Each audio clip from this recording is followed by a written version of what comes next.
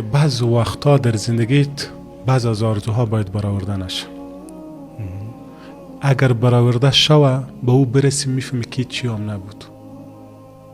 مثل یک سراب که روی سرک میباشه. دقیقاً. مثلا من خیلی دوست داشتم یک چیزی را داشته باشم، وقتی به او رسیدم گفتم نه دیگه هیچ چیزی هم تو نبود که من میخواستم.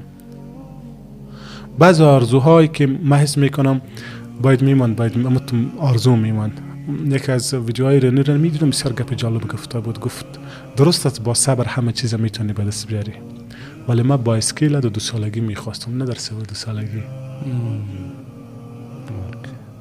بعض آرزوها اگه برآورده نشه خیلی خوب است، چون با زندگیت یک امید میمانه و تو باید زندگی بکنی. چرا امروز در اجتماعی که همه چیز بر آدم میرسه مردمش خودکشی میکنه؟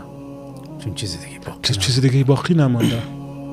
من میگم درست است کوشش بکنین، ولی اگه به آرزوهایتان رسیدین اینجا باید شما یک تصمیم عاقلانه بگیرین. خب امی قدر پول را که شما آوردین چی میکنن سرشان؟